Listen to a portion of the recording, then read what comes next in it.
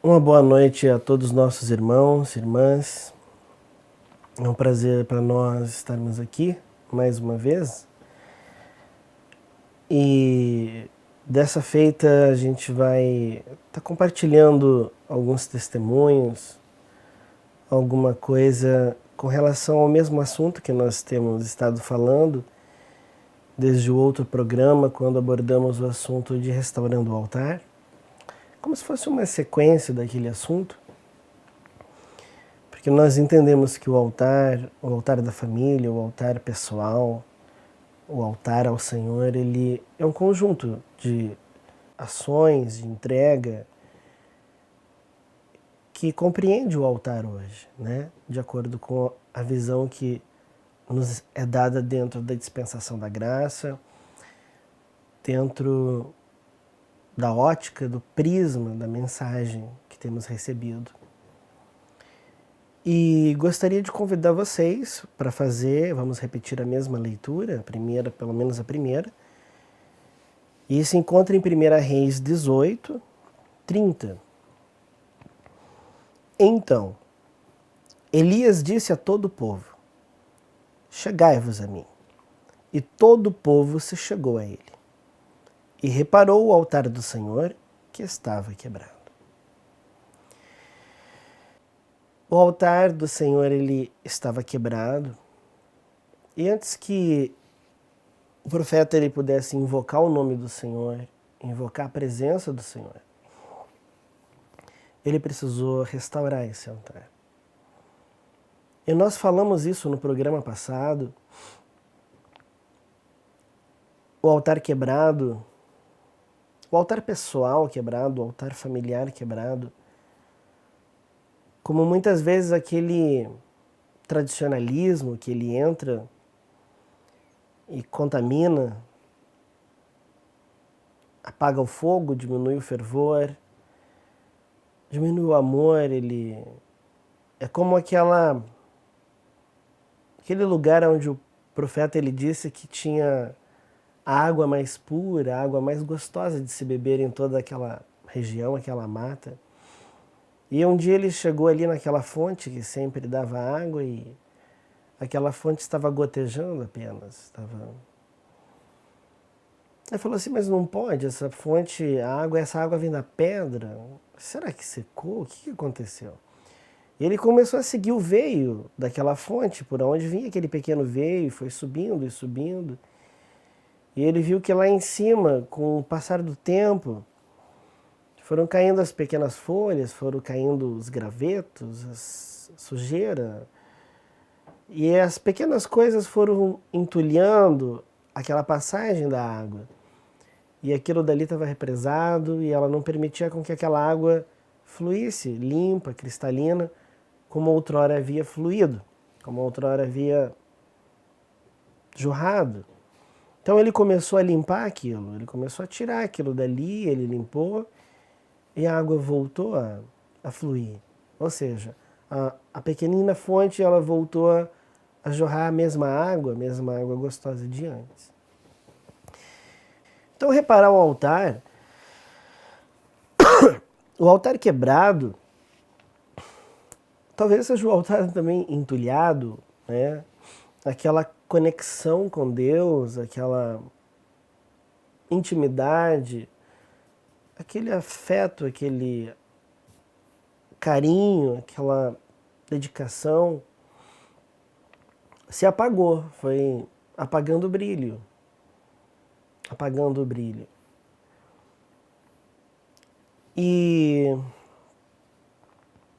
isso acontece na vida espiritual de muitas pessoas.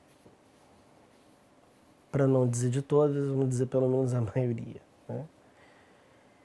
E nós, dentro dessa natureza, sofrendo a pressão da era, sofrendo a arena dos atrativos, do entretenimento, de várias outras coisas, o objetivo de Satanás é justamente bloquear o meu, o teu, o nosso, canais de acesso à alma. nós nos contactamos com o mundo no qual vivemos, externamente, através de 5 sentidos que nós temos no corpo. E da mesma maneira, o nosso espírito ele tem 5 sentidos: memória, razão, afetos, consciência, o raciocínio, razão, imaginação. E tudo isso faz parte daquilo que nós conhecemos como a mente, o pensamento. Tudo isso é um conjunto de sentidos do espírito que eles compõem o nosso pensamento. Não a mente, quando eu digo a mente, não é o cérebro. A Bíblia diz que o homem pensa com o coração e, a princípio, se pensava, se cria, até mesmo na ciência, que o homem ele pensava com o cérebro, que o cérebro está na cabeça, então se pensa com a cabeça. Mas nós pensamos com o nosso espírito. O cérebro ele simplesmente ele é como um hardware de computador que, estando em bom funcionamento, estando perfeitamente alinhado, ele permite que o espírito receba e transmita através do corpo aquilo que ele está apto a receber e transmitir. Mas nós também temos uma alma, e dentro dessa alma há apenas um sentido: é a fé ou a dúvida.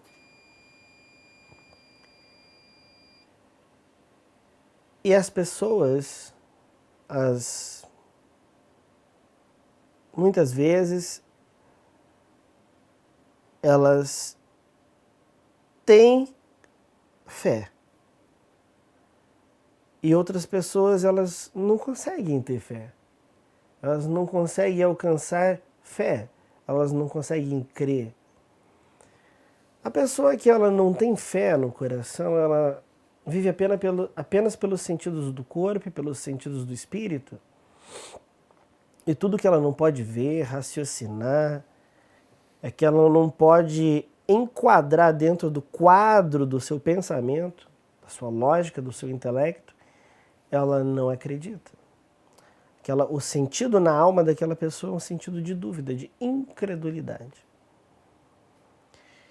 Muitas vezes nós costumamos usar uma expressão que chamamos de incrível. Como você é incrível. Que coisa incrível. E nós às vezes utilizamos essa expressão sem entender que essa expressão, ao contrário de uma expressão de notabilidade, de algo surpreendente, notável, estonteante, ela é o antônimo de crível. Crível é aquilo que é possível crer. E incrível é aquilo que não se pode crer. E muitas vezes nós usamos essa expressão se referindo a Deus. O nosso Deus é incrível. Não, o nosso Deus ele é crível. O nosso Deus, a nossa fé, a nossa vida com Deus, o nosso relacionamento, ele não é incrível. Ele é crível. Incrível seria impossível de crer, não possível de ser crido. E parece que é uma coisa tão pequena, mas são coisas pequenas assim. Não exatamente o uso equivocado dessa expressão, mas pequenas coisas que acontecem no nosso cotidiano, ou pequenas coisas que nós começamos a fazer ao longo da jornada da fé, ou pequenas coisas que fazíamos e deixamos de fazer,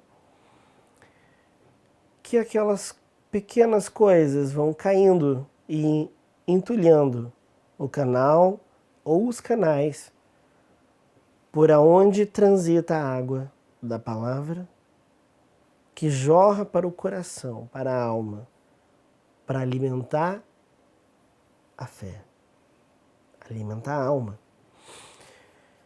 E nós observamos, irmãos, que o diabo, ele se especializou hoje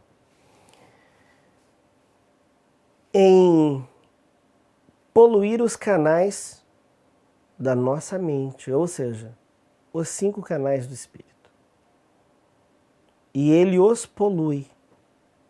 A imaginação, a memória, os afetos, a consciência, a razão. Ele polui aquilo tudo, né? Com entretenimento, com busca por objetivo, com uma turbulência, uma perturbação, de alguma maneira ele procura encontrar o elo fraco daquela pessoa, o elo fraco, e ele é incansável em martelar naquele elo fraco, ele é persistente.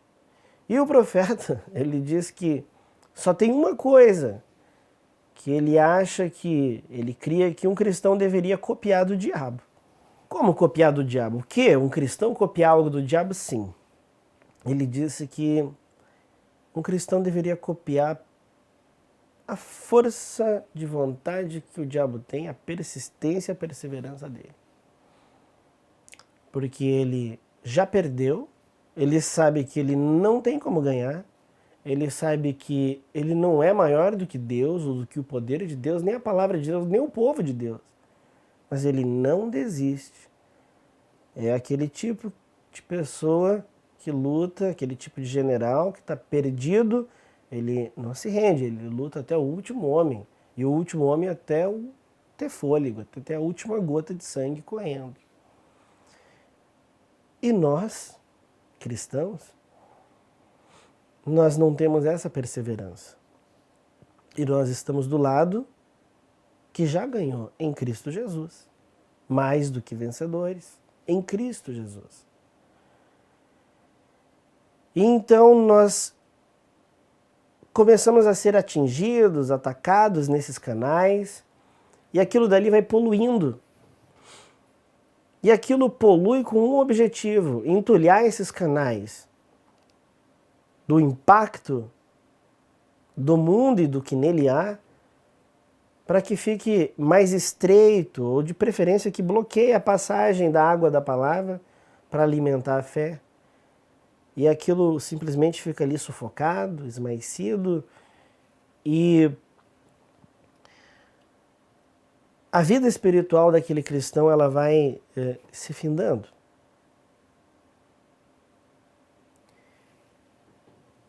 E nós olhamos, irmãos, e nós vemos, desculpem, com todo respeito, com todo amor, eu digo isso, que eu vou falar, mas nós olhamos e vemos que, de certa maneira,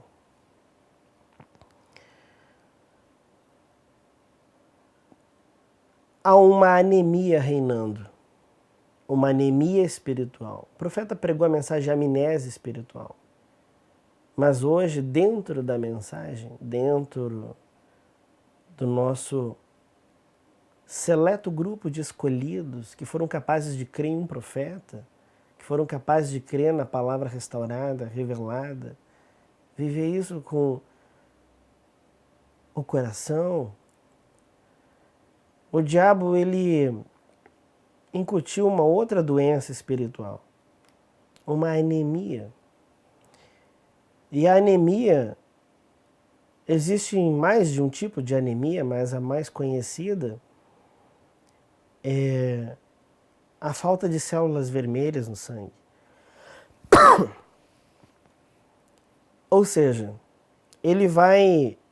aquela doença ela vai diminuindo o equilíbrio que precisa haver para que o sangue cumpra todas as suas funções, aquilo que ele precisa executar no corpo. E aquilo, quando ele consegue enfraquecer o sangue, ele automaticamente enfraquece o corpo. Então são com pequenas coisas que o diabo ele vem entulhando e bloqueando aqueles canais. E o que acontece? O cristão vai ficando anêmico. E eu lembro do profeta dizer, como que num tom de reclamação, ele diz assim: e o corpo de Cristo, o corpo místico do Senhor Jesus Cristo hoje sobre a terra, é o corpo mais doentio que há. E ele diz assim, e não é o corpo físico a doença, é uma doença espiritual. E nós olhamos e nós vemos que há uma anemia espiritual reinando. Mas essa anemia espiritual que reina é porque o organismo já não está recebendo aquelas vitaminas, aqueles nutrientes necessários. Ele está subnutrido da palavra. E quando nós olhamos para o conceito palavra, nós pensamos logo de cara em letra. E consequência, estudo, consequência, conhecimento da palavra, da letra. Mas observa uma coisa. O que é a palavra? A palavra é uma expressão. A palavra de Deus é a expressão de Deus. Ou seja, a palavra de Deus é parte dele mesmo. A palavra é ele expressado. Aí nós vemos que uma palavra, quando ela é expressada, ela não tem como ser expressada sem que antes ela tenha sido pensada. Ou seja, aquela palavra expressada, ela foi pensada. Aquela palavra, ela é um pensamento de Deus. Aquela expressão que está ali manifesta, ela esteve dentro dele. E não tem como existir um pensamento sem que haja um pensador. E uma das coisas que o diabo tem feito dentro do nosso meio é separar da nossa, ou na nossa revelação, que a palavra trata-se de uma pessoa. E que a letra da palavra nada mais é um manual, um descritivo de quem é essa pessoa, de como essa pessoa é, aonde que ela se encontra, o que lhe agrada, o que lhe desagrada, os seus planos, os seus propósitos, o que você representa para essa pessoa. E aí o profeta vem e fala assim que nós devemos viver uma vida a um tal nível espiritual que ao lermos a palavra de Deus, nós consigamos ver Jesus Cristo em cada versículo e que quando não conseguirmos ver em cada versículo, devemos orar e voltar a ler até que Deus nos mostre.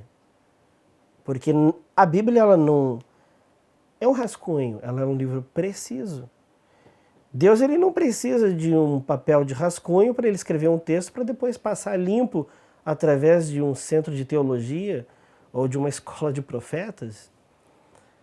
Ele, como diz o irmão Brana, Deus escreveu exatamente aquilo que ele quis.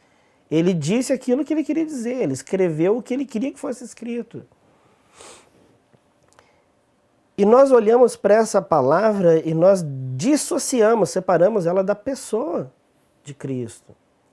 E nós tomamos aquilo dali de uma maneira como conhecimento, e quando você toma aquilo apenas como um conhecimento e separa aquilo da pessoa que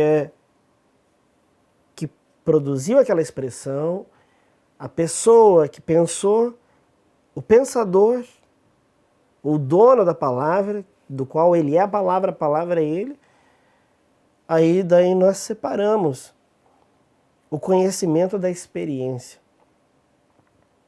E o que isso tem a ver com reparar o altar? Tem tudo. Tudo a ver. Porque no momento,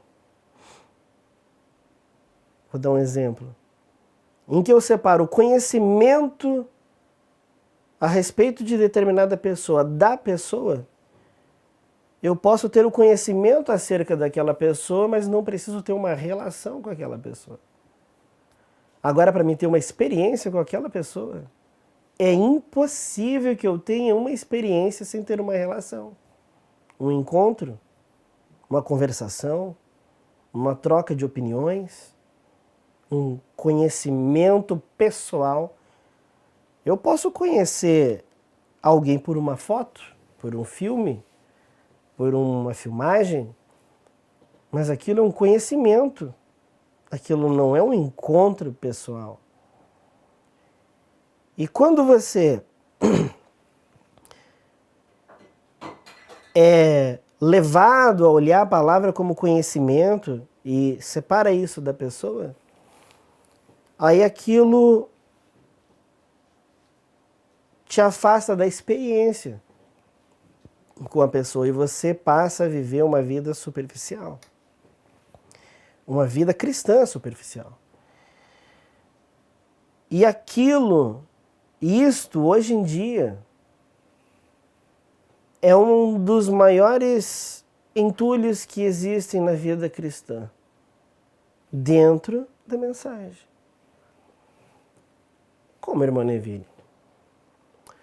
Quanto mais mensagens eu ler, quanto mais parágrafos eu armazenar na minha mente, souber de cor, quanto mais versículos da Bíblia eu souber citar dentro de determinadas linhas de assuntos e raciocínio, melhor cristão eu sou, mais profundo eu sou. Aí o nosso profeta, que não tinha o primário completo, ele disse que você pode conhecer a Bíblia de capa a capa. Ele diz assim, inclusive, aliás, Satanás conhece essa Bíblia melhor do que eu e você. Ele diz que isso não quer dizer que você tem vida eterna. Conhecer o manual, a letra, a foto? Não. Aí ele diz que a vida eterna é a experiência com a pessoa de que se trata essa palavra, do qual essa palavra é a expressão dessa pessoa. E isso é o verdadeiro cristianismo. E dentro da mensagem foi se dando um foco tão grande para o conhecimento, para o aprofundamento, para pregações profundas, para pregações eloquentes, para pregações que estimulam as emoções. E a pessoa de Cristo acabou ficando como naquela história que nos relata a Bíblia, de que Cristo foi convidado para a festa de Simão. E ele chegou na festa de Simão e não lhe lavaram os pés, não lhe deram unguento, ele não recebeu o beijo de boas-vindas, o ósculo, como era o costume na época, e nem as vestes. E aí o profeta, na mensagem Orgulho, uma das que ele fala sobre esse assunto, ele diz que as pessoas convidam Cristo para as suas vidas, mas deixam ele escanteado, com os pés sujos, sem um tratamento, nenhum tratamento especial. Ou seja, eu tenho Jesus em minha vida, mas aonde que você tem ele? No nome, na placa, no batismo, nas águas, mas não o batismo do Espírito Santo. Isso não é vida eterna, porque vida eterna é Ele. E essa pessoa, ela vive uma vida de conhecimento, de intelecto, e Jesus Cristo é Senhor de todo o coração que se rende à pessoa dele, não o conhecimento de quem Ele é. Aí aquela pessoa começa a manter reservas, começa a manter alguma coisa onde lhe cabe a sua própria conjectura, a sua própria interpretação, e aquilo vai definhando o altar, e o altar vai ficando esquecido outra vez. E dessa vez o altar esquecido é o altar com o cordeiro. o altar com o cordeiro fica para trás. O altar com o cordeiro fica esquecido. E eu gostaria de compartilhar com vocês algumas realidades que eu tenho observado e vou contar assim alguns testemunhos de algumas pessoas que eu tenho encontrado. Não vou citar nomes, mas é um testemunho positivo, porque houve vitória. Em primeiro lugar, o irmão Brana, ele diz que Deus ele nunca subtrai e nem divide com relação à sua palavra, ao conhecimento, à experiência que você já tem com ele. Ele não vem para tirar. Jesus não dá mais dele tirando um pouco dele da sua vida. Ele vem acrescentando, ele vem te dando mais. Aí esses tempos atrás eu estava conversando com uma irmã que ela já está há vários anos na mensagem e eu estava perguntando a respeito da vida de oração deles, da família, da vida de relacionamento com Deus, dos jejuns, da dedicação para as coisas de Deus.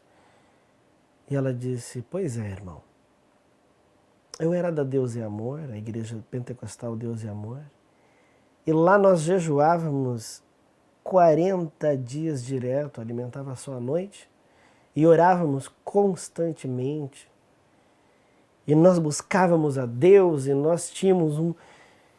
Aí quando nós conhecemos a mensagem, a palavra de uma maneira completa, nós descansamos. É bom, o profeta diz que a mensagem, a palavra, Cristo, ela te traz descanso.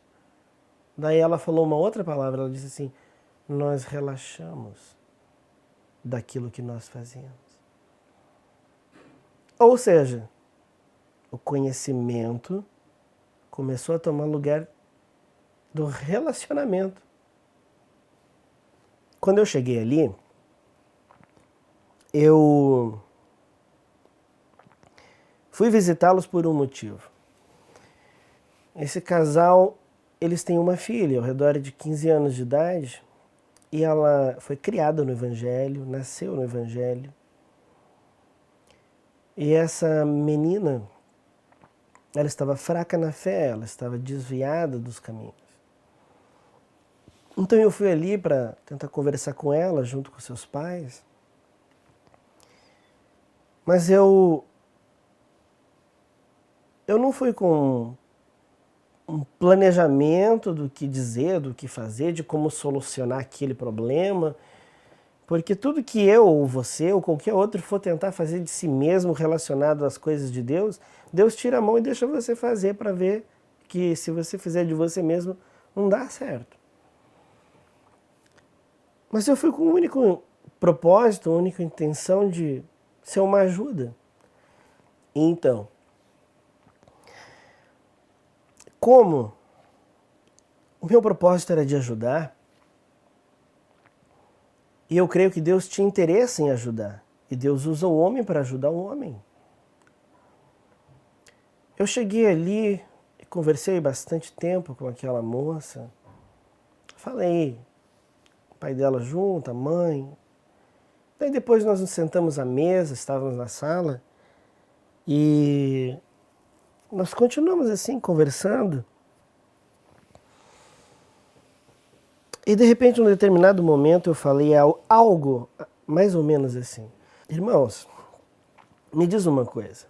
Se a filha de vocês estivesse com pneumonia, tuberculose, uma doença muito, que pudesse até ser fatal, com febre aí de 39, 40 graus, onde é que ela estaria? Eles disseram, no hospital. E vocês estariam aonde? Junto com ela.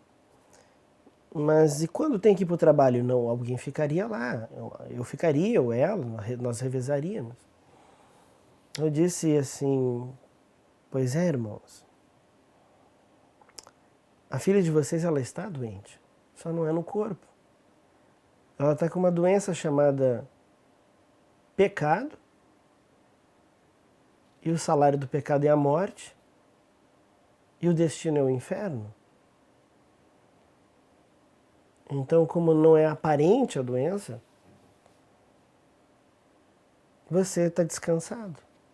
Você está descansada? Confiando em Deus, claro, confiando em Deus, mas de que maneira? Confiando em Deus, que Ele faça uma mágica. Deus não é mágico. Deus não tira coelho de cartola. Jesus falou assim: a seara é grande e são poucos os trabalhadores. Ore ao Senhor da seara para que envie mais trabalhadores à sua seara. Ué, mas o Senhor da seara era Ele. Para que ele está pedindo para orar? Para Ele mandar, se Ele só sabia que estava faltando. Deus quer a participação do ser humano na obra. Junto com Ele participa junto. Há alguns setores da nossa vida que nós queremos um milagre, mas a Escritura para aquilo é: esforça-te e eu te ajudarei. Aí o que acontece? Eu virei para aqueles irmãos e disse: irmãos, me desculpe o que eu vou falar, mas na minha opinião, o culpado dela está doente a vocês. Porque ela está doente, vocês não estão levando ela no hospital e nem estão dando remédio para ela. Observa, ela está fraca. Mas você quer que a sua filha vá para o inferno? Você quer que a sua filha termine no inferno? O que você faria para salvar a tua filha? Qualquer coisa, irmão. Eu falei assim: se a pessoa não consegue pegar o remédio e levar ele à boca, a senhora faria o quê? Eu daria o remédio na boca dela. Ótimo. Então, o que vocês precisam e que podem fazer? Tomem ela todos os dias. Façam um propósito todos os dias. A partir de hoje, à noite. Façam um propósito. Que propósito? Antes de dormir, nós vamos nos reunir como família. O irmão, a irmã e a menina. Vão ali naquela sala, ali onde nós estávamos, se ajoelhem os três, ali no sofá, deem as mãos, leiam um versículo, um capítulo, uma escritura, cantem um hino e orem. Mas como orar? Cada um ora por sua vez e os outros acompanham. Por quê? A oração também é uma prática que se aperfeiçoa com a prática e se aperfeiçoa com mais prática. Quanto mais você orar, mais profundas serão as tuas orações. Profundas não em requinte, profundas em intimidade. Não profundas em sofisticação de palavras, mas profunda em relação, em relacionamento. E comece a fazer isso. Você ora, depois a irmã ora, e depois o irmão ora. Ela começa a orar. Vocês estão dispostos a fazer isso? Para salvar a filha de vocês? Quem salva é Deus, mas e a participação de vocês? Ah, ela vai na igreja. Quantas vezes você come por dia? 3 vezes. Você come todo dia? Claro, certamente que eu como todos os dias.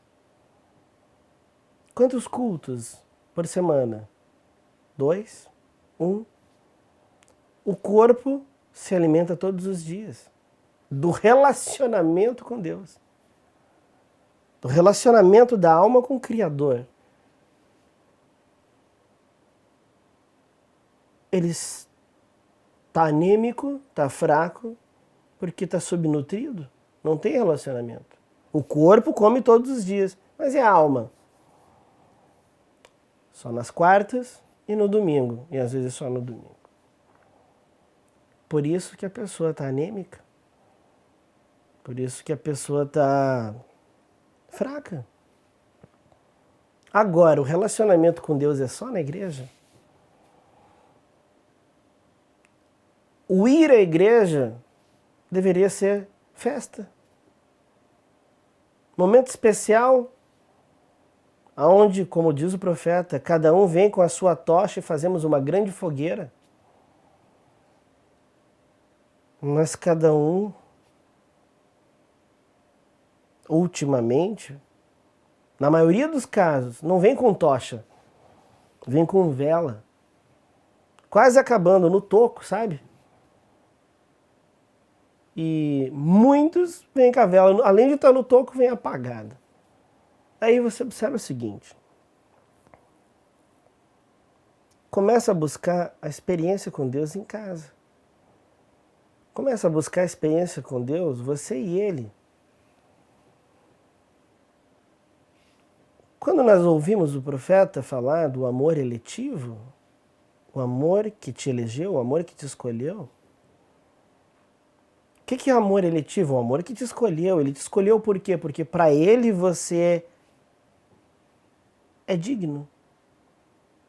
Por alguma graça, por um favor imerecido, Ele te escolheu.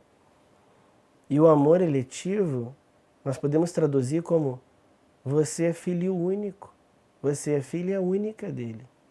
Para Deus, o amor que estendeu a graça para ti e te trouxe para debaixo da graça, significa: eu tenho milhões e milhões e milhões e milhões de filhos, mas eu te amo como se você fosse meu único, minha única. E eu amo a cada um, Deus dizendo, como sendo meu único. Para que nossa compreensão humana, na terminologia de palavras, possamos entender que o Filho único é um tesouro incalculável. Por quê?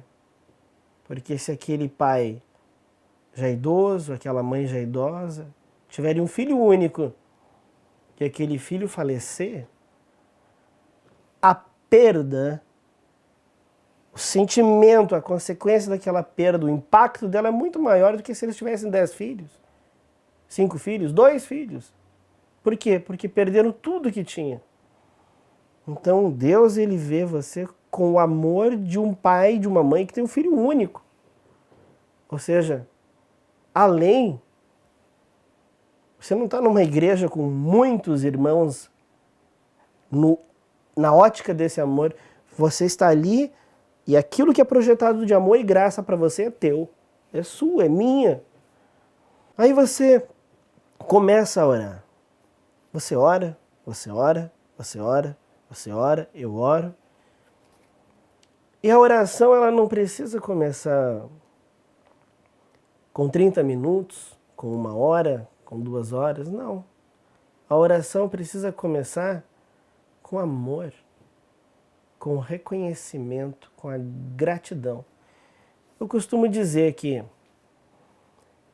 é muito melhor você falar ao telefone por 5 minutos com uma pessoa, estando aquela linha de comunicação sem chiado, sem ruído, sem interferência, por 5 minutos, é muito melhor 5 minutos com uma boa qualidade de comunicação do que 1 hora, 2 horas e aquela linha cheia de chiado, cortando palavras e etc. Não. E da mesma maneira é a oração. Vale muito mais a qualidade, a intensidade, a atenção, a devoção, a entrega, o rendimento da pessoa, naquilo que ela faz, do que a repetição de palavras e palavras bonitas e muito tempo. Eu orei 1 hora, eu orei 2 horas, mas o que você orou? Você orou pensando em quê? Ah, não, eu pensei no que eu falei. É possível falar sem pensar. É possível ficar repetindo uma coisa e começar a pensar, devaneando em outras. Aquilo é oração? Não. Aquilo é um insulto para Deus. Porque Deus, ele não é palhaço, ele não é bobo, ele nos conhece de dentro para fora, vice-versa. Ele se sente insultado, ofendido, muitas vezes. E eles começaram a orar com ela. E começaram a orar, e orar, e orar. E o segredo do relacionamento, o relacionamento ele só perdura, ele só cresce de intensidade se há sentimento, se há amor.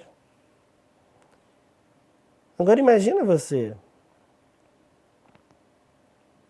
Você ama o teu filho, você ama a tua filha, mas não recebe de volta aquilo. Para você é um prazer estar com o teu filho, com a tua filha, mas para o teu filho é um peso, é um enfado estar ali contigo. Acontece muito isso. Tá lá o velhinho, a velhinha no asilo, e os filhos vão visitá-los muitas vezes, uma vez por semana, uma vez a cada 15 dias, outros uma vez por mês e outros uma vez por ano no Natal. Vou fazer a caridade de ir visitar o meu pai que está no asilo. Eu já pago o asilo, ele é muito bem cuidado, o quarto tem ar-condicionado, enfermeiras. Vou fazer uma caridade de visitar, levar uns presentes. Sabe qual é o maior presente que você pode dar para Deus?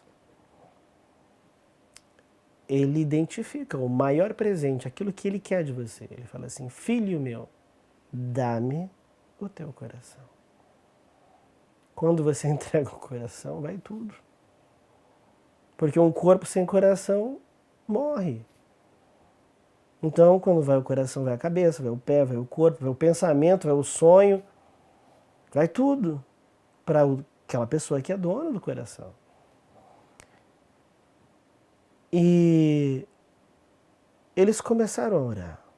E foram, e oraram, e buscaram. E aí algumas vezes eu comentava a respeito de jejum, porque o jejum ele potencializa a tua comunicação com Deus, ele faz ainda mais claro a qualidade, fica melhor daquele canal de comunicação. Por quê? Porque você mortifica a carne, você mortifica o teu maior inimigo, que é o você natureza humana, o homem velho. E tu mortifica ele de uma maneira seguinte. O primeiro direito que Deus deu para o homem, depois que ele formou ele do pó e colocou nessa carne, foi o direito de comer. Você renuncia ao primeiro direito que você recebeu depois que recebeu vida, comer. Eu achei interessante uma vez, quando a minha nenezinha mais nova nasceu, que ela recém-nascida, quando ela chegou no quarto, e eu lembro que eu peguei ela nos braços e coloquei do ladinho da mamãe dela, ela encostou na mamãe dela e não precisou nem abrir os olhos. Ela encostou na mamãe dela e quando ela sentiu o seio passando por próximo da boca, ela abriu a boca e começou a sugar. O primeiro direito. O jejum não é importante? É importante. Por quê? Porque tu renuncia a um direito que você tem, mas não como um sacrifício. Você renuncia e fala assim: Senhor, o meu homem interior, ele se fortalece quando esse se enfraquece. Ele se fortalece, ele cresce, ele expande, ele fica mais valente, ele fica mais aparente. E o meu homem interior é o meu coração que eu entreguei para ti, Mora. E quando você mortifica, quando aquilo vai diminuindo as forças, ficando um pouco mais assim, entorpecido até, né, fraco, ele é um louvor a Deus, é uma adoração a Ele. E às vezes as pessoas fazem jejum para um objetivo. Eu vou jejuar 3 dias para que o Senhor me dê um carro. Eu vou fazer isso para que o Senhor me faça isso. Eu me relaciono com meu pai não pelo que ele me dá. Eu me relaciono com meu pai como filho, pelo que ele é para mim. E se o meu filho se relacionasse comigo, pelo que eu lhe dou, eu ficaria frustrado. Eu sou pai, eu não sou patrão. Eu não uso ele e nem ele me usa. Eu uso o serviço dele e lhe recompenso. Não. Um filho bandido e um filho presidente da República recebe do coração de um pai e de uma mãe o mesmo amor. Embora reprovação, briga, tristeza, frustração e o outro orgulho por ter alcançado uma posição, mas aquele filho não diminui o amor, ele não deixa de ser filho. Então, quando você jejua aquilo dali, você reconhece, pai, eu mortifico a minha carne. Jesus disse assim, eu me santifico por amor deles. E você mortifica por amor do quê? Daquilo que você realmente é. Você sabia que eu não conheço o Neville? Eu nunca vi como o Neville é. Não, mas você, irmão Neville, você é essa pessoa? Não, eu não sou esse que me enxergo no espelho. Esse aqui é o corpo onde eu moro dentro. Eu nunca me enxerguei, você nunca se enxergou, você não conhece a tua esposa. Tu conhece o corpo onde ela habita. Mas e se Deus a levar? O corpo continua ali, mas não fala, não olha, não escuta. A pessoa que habitava dentro daquele corpo, aquele espírito de vida, aquela alma, saiu. Então quem é você? Quem sou eu? Nós somos espírito. E quando você mortifica esse corpo, essa natureza, o espírito se fortalece. Mas você jejua com um propósito espiritual, em direção à tua vida espiritual. E quando nós finalizamos o jejum, a gente costuma dizer assim, vou entregar o meu jejum. Para quem que eu entrego o jejum? Eu entrego o jejum a Deus. Eu não entrego, Senhor, estou entregando o jejum que eu fiz em favor do meu carro. Você pode orar e pedir o teu carro. Tu pode orar e pedir a tua bênção espiritual, a tua bênção material, a cura. O jejum não cura, quem cura é Jesus. Quem cura é Deus. E Deus, ele atende petição. Ele não atende jejum. Mas o jejum, ele te coloca numa posição aonde você transcende um pouquinho, pelo menos, do natural mais para o espiritual. Aí você ousa mais em fé, um sentido que não está nesse corpo. Você ousa mais naquilo que agrada a Deus. E a única coisa que agrada a Deus é fé. Aí Deus responde, eu jejuei e Deus me deu determinada situação. Você pediu e Deus te deu. E você estava jejuando e aquele pedido significou, de alguma maneira, um ato, uma petição mais forte, amplificada. Porque a fé verdadeira, ela é inconsciente. Você não tem que forçar para ter fé. É um dom de Deus. E Ele te dá e você às vezes não tem nem consciência do tamanho da tua fé. Às vezes você fala assim, Senhor, me dá fé. Mas você já tem fé. O que você precisa é só ousar na fé que já está em você. E começando a falar sobre jejum e falando sobre jejum, eu havia decidido de jejuar, e eu fiz um propósito de jejuar, mas eu li na mensagem Véu Adentro que o profeta disse que o jejum por sacrifício não tem valor nenhum. É obra apenas. E ele diz que quem chama o homem para jejum é Deus. Aí eu parei e comecei a refletir. Eu fiz um propósito de jejuar todas as terças e todas as sextas, nos mesmos dias que o profeta jejuava.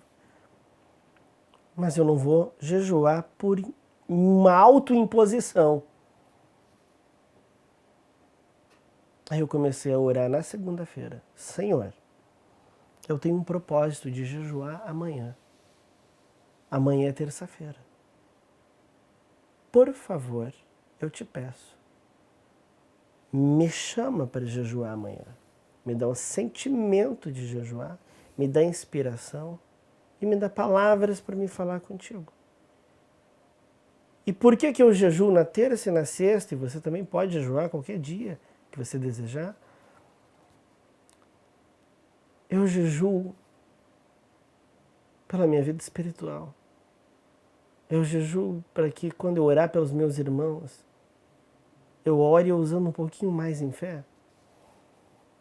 Eu jejuo para mortificar, para que o meu relacionamento espírito com aquele espírito de vida seja mais próximo, mais estreito, mais aconchegante. E aí, quando chega na quinta-feira, eu oro, Senhor, eu desejo orar, jejuar amanhã na sexta-feira, mas me chama para jejuar. Eu levanto na sexta-feira com aquele propósito firme de jejuar, passo o dia, e o profeta ensina que o verdadeiro jejum espiritual você não sente fome nem fraqueza. E que quando você for sentir fome, você deve comer, porque ele não deve ser um sacrifício. Deus chamou o homem a jejum. Até esses dias eu orei para que Deus me chamasse em jejum para sexta-feira e acordei a sexta-feira com uma fome. Fui, tomei café da manhã, almocei. Falei assim, bem, eu pedi, era o meu propósito. Mas daí no sábado, acordei no sábado com um chamado para o jejum. E jejuei o dia todo sem sentir fome. Então fui compartilhando essas experiências. Eu lembro que esse irmão, ele nunca havia jejuado, nem conseguido jejuar. E ele trabalha como construtor civil, um serviço pesado. E ele começou a ouvir isso e ouvir. E ele disse, Senhor, eu quero jejuar, me ajuda a jejuar, eu quero jejuar. E ele começou a jejuar.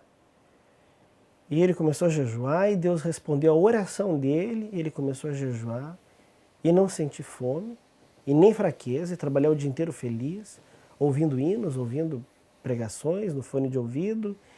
E esses dias eu lembro que ele foi dar um testemunho na igreja e ele contou como que estava a vida dele, contou o que tinha acontecido na casa dele quando eles começaram a orar, ele, a esposa e a filha, todos os dias, como os períodos de oração passaram a ser momentos de prazer com Cristo e não de enfado orando para cumprir tabela.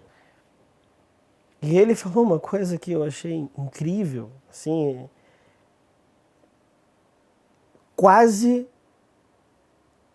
impossível de crer, considerando em termos naturais. Incrível, quase incrível.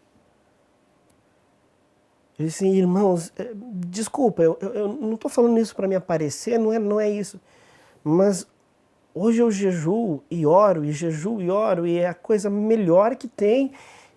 E eu vou dizer para os irmãos, eu tenho que fazer força para mim jejuar só 2 ou 3 vezes por semana. Para alguém que nunca jejuou, tem que fazer força para não jejuar mais do que isso. É possível alcançar um nível de relacionamento maior com Deus. E o profeta nos desafia. Tem um sermão que ele prega, ele diz... O título do sermão já é um desafio. Se Deus está conosco, onde estão os seus sinais e milagres, maravilhas? Aí, nós temos hoje grandes doutores da mensagem que diz assim, o maior milagre, a maior maravilha, a maior isso, a maior aquilo, é o homem que estava morto em delitos e pecados, estar ressuscitado espiritualmente em Cristo Jesus. Concordo, 100%. Esse é o maior milagre que existe, porque é exatamente o propósito pelo qual ele deu a sua vida, Deus. Se esse é o maior milagre, é o mais difícil, é o mais complexo, é o principal objetivo de Deus, então a ressurreição de um corpo de alguém que partiu é um milagre menor. A cura de um câncer é menor ainda, porque está vivo. A cura de uma tuberculose um paralítico levantar da cadeira é cada vez milagre menor. Agora, o interessante é que vivem esse milagre maior na base de um conceito intelectual e não de uma experiência. E quando você vive aquém da experiência e do relacionamento que Deus deseja contigo, os únicos milagres e maravilhas são aqueles que aconteceram nos dias do profeta. Aí você passa a se tornar um leitor de histórias de milagres e maravilhas, um contador de histórias de milagres e maravilhas, e você não é continuação de Atos, do livro de Atos. Por quê? Porque você não vive a experiência, você vive o conhecimento. Você não vive o relacionamento, você vive a leitura do livro. Você não vive o romance do livro, você vive a leitura de um romance. Você não é personagem, você não é um dos personagens, você é um que está admirando os personagens. Quando nós somos chamados para participar da mesa do Senhor, para participar da obra do Senhor. Não para sermos personagens apenas de figurinha, de ficção. E há um outro sermão que o profeta ele prega, e que é desafiador, e ele diz, levantando quem? A Deus, e tirando da onde? Da história. Ou seja, Deus de Abraão, de Isaac e Jacó, onde que ele está hoje? Aqui, comigo. Evidência do espiritual para o físico. Escritura para isso. Descer um paralítico diante de Jesus pelo telhado, de tão cheia que estava a casa. Ele olhou para aquele paralítico e falou assim, filho, perdoado te são os teus pecados. E ele, pelo dom profético do discernimento, conhecendo o segredo dos corações, ele disse assim, por que vocês acham que só Deus perdoa os pecados? Ao filho também foi dado o poder de perdoar pecados. E para que vocês saibam que para o filho também ele tem o poder de perdoar pecados. O que seria mais difícil? Perdoar os pecados dele ou dizer para ele, levanta e anda? Ou seja, o que seria mais difícil? Salvar a alma dele apenas e deixar ele nessa cama morrendo até o fim da sua vida? Ou salvar ele e falar assim, levanta e anda agora? E para que todos saibam que ao filho foi dado o poder de perdoar pecados, eu te digo, moço, levanta, toma tua cama e anda. Hoje, a anemia que existe é essa. Há muita salvação e bem pouca evidência física. Por quê? Vivemos aquém da experiência. E como, irmão Neville, eu posso viver na experiência do propósito de Deus, do relacionamento com Ele? Se renda, irmão.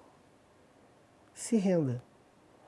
Davi se rendeu a um ponto que ele chegou para dizer assim, Senhor, até os pecados que eu não sei que eu estou cometendo, que está escondido no meu coração, sonda, tira de mim, me dá um coração reto.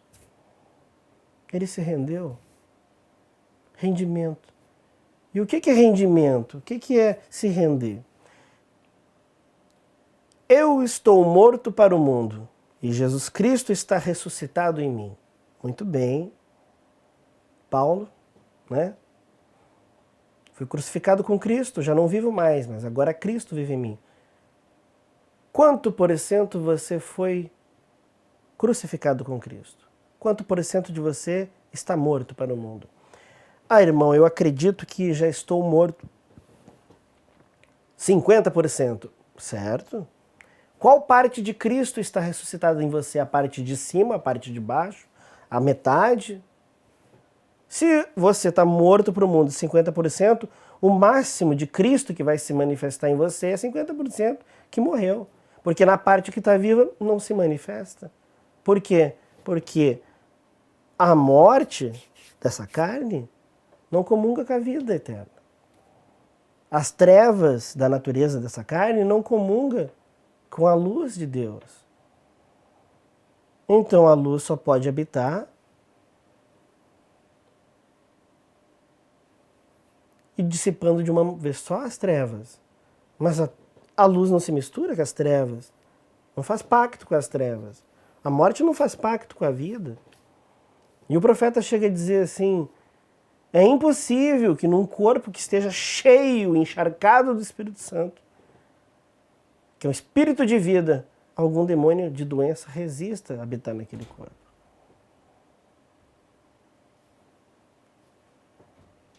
Aí é desafiadora a mensagem. São esses desafios que faltam que nós decidamos, não, eu vou enfrentar esse desafio. Como? Me rendendo. Eu vou enfrentar esse desafio como? Pedindo para que ele me renda e que o resultado dessa rendição seja a minha morte dessa natureza, desse velho homem, para que ele realmente possa estar 100% ressuscitado em mim. Caso contrário, não há ressurreição. E é impossível, irmãos, impossível que nós alcancemos fé de rapto quando não temos fé para curar uma dor de cabeça. E a fé, ela é um músculo, ela precisa de exercício. Então você começa, exercita, exercita. O que isso tem a ver com restauração do altar, irmão Neville? Tudo. Porque com o altar restaurado, você tem a vida restaurada. Aí agora eu vou ler apenas um versículo para finalizar. No Salmo 13, versículo 3. Olha o que diz Davi. Considera-me, ouve-me, ó Senhor, meu Deus. Ilumina os meus olhos para que eu não durma o sono da morte. Você, com certeza não dormimos o sono da morte, aquela morte em delitos e pecados, porque já cremos, já fomos justificados. Mas será que não dormimos o sono da morte, do comodismo, da estagnação espiritual? Isso sim, o sono da morte, esse sono da morte de Salmo 13, 3, é um sono, é um torpor, que ele vai dando uma sonolência e desanimando a pessoa, enfraquecendo, deixando ela um cristão anímico. Aonde? Fora da igreja? Não, na igreja. Por quê? Porque não se prega e não se vive mais a experiência cristã. Se prega o conhecimento cristão e se vive intelectualmente a partir daquele conhecimento. Aí, quando você mistura a palavra de Deus com o intelecto, você recebe em você a revelação de viver uma vida revelada por Satanás, pelo diabo. Porque para ele transformar a verdade de Cristo em mentira, ele só precisa mudar um tio ou um J. E o intelecto faz isso. A experiência não. Porque a experiência é ele mesmo. E ele não nega a sua palavra.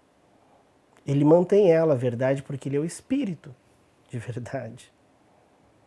E temos um irmão ali na cidade de Osório, bem velhinho, e ele falou uma coisa, ele fala de vez em quando e é gostoso de ouvir, ele fala assim, num copo cheio não cabe mais nada.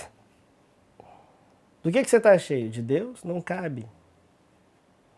Se você não está cheio de Deus, está cheio de outra coisa. Deus não se mistura. Então se esvazie e se encha de Deus. No copo cheio não cabe mais nada. A restauração do nosso altar a restauração da nossa vida? A partir de casa. Coisas, ações que nós fazíamos e que paramos de fazer, que eram importantes, mesmo que talvez pequenas, por causa do cotidiano, mas nós fomos deixando de lado e começamos a ocupar com outras coisas.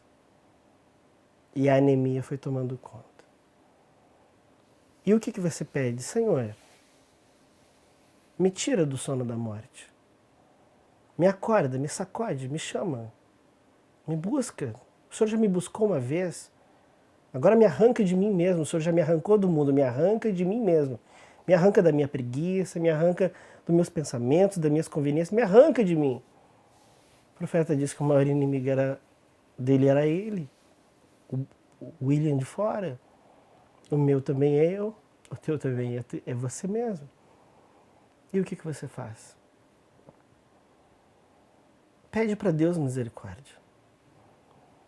É Ele que dá a vida, é Ele que dá o arrependimento para a vida, é Ele que dá a fé, é Ele que dá a graça, é Ele que faz as obras através de você, é Ele que vive através de você. Lá em Apocalipse está escrito assim: eis que estou à porta e bato. Está do lado de fora. Abre a porta do coração. Tão fácil. Fala assim: Senhor, eu não consigo, mas a porta está aberta, entra, me ajuda a fazer a faxina. O Senhor não precisa fazer nada, o Senhor só precisa dizer assim: ó, tira isso. Tu tira e joga fora. Tira mais isso. O que o Senhor falar, eu quero fazer. Não quero discutir. Fala. Faxina. Neville, pede perdão para aquele irmão que se falou tal coisa. Eu peço. Neville, tal coisa assim, eu não gostei daquela maneira. Oh, desculpa, Senhor, me perdoa, me ajuda a não ser daquele jeito. Vai fazendo a faxina no coração. Ela reflete para fora. Ela reflete. E daí quando você se entrega, você cumpre o maior propósito para Ele, que Ele quer que se cumpra em você. Filho meu, dá-me o teu coração. E o resto? O restante Ele faz. Aí você não tem que fazer força para ser cristão.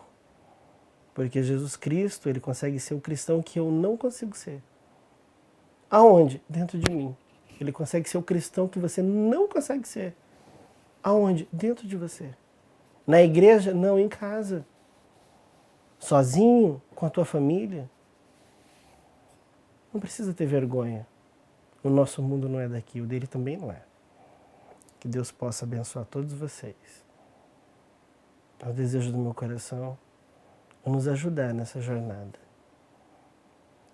Quando você olha de fora, às vezes parece assim, não é fácil. Você só precisa fazer uma coisa. Toma uma decisão, faz assim: Senhor, eu tomo a decisão de fazer o que for preciso. Mas eu quero que seja o Senhor fazendo o que for preciso em mim. A porta do coração está aberta, entra e faz. Ele faz, irmãos. Lembra do testemunho que eu contei?